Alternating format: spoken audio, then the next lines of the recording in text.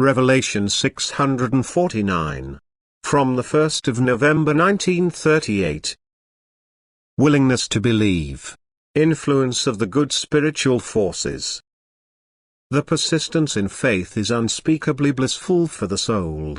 It gives it a feeling of well-being, it feels the blessings of divine power and grace, and the ascent into higher regions becomes easier. And so a soul can gain redemption just only if the man in deep faith accomplishes everything what is beneficial for the soul. Because faith is followed by love. And in love man then seeks confirmation. And works of love again increase the power, attract the nearness of God, and the soul gradually loosens itself from its bonds and unites with the Spirit out of God in it.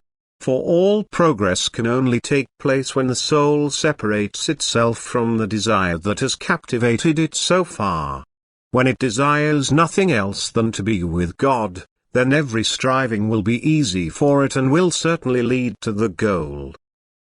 In order to come into the possession of true faith, man has to free himself from all false doctrine, from superstition.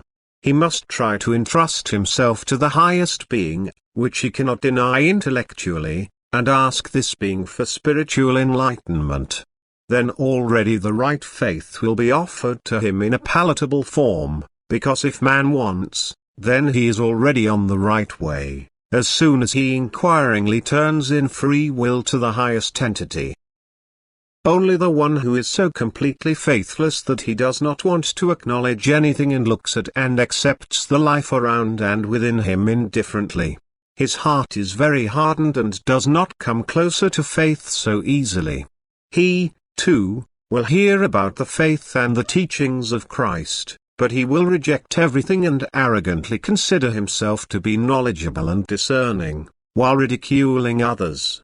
If such people are not taught otherwise by the deep sorrow that the Lord sends them, then it looks very sad for such a soul, and all the efforts of the good spirits to whose protection they are entrusted, are in vain.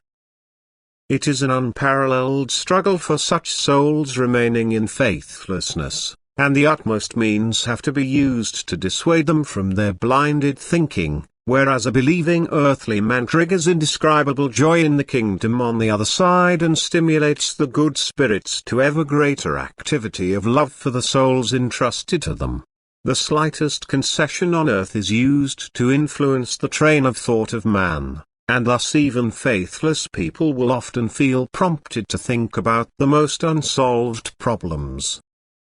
They indeed reject everything, but they cannot always resist their thoughts, which often lead people to areas where they themselves cannot find their way, and such musings are always of value, even if they are still far from the truth.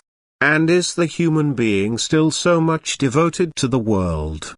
There come hours, where even all earthly things cannot entice him, where he thinks about the beginning and about the end, where a quiet restlessness creeps over him, if he thinks about his demise.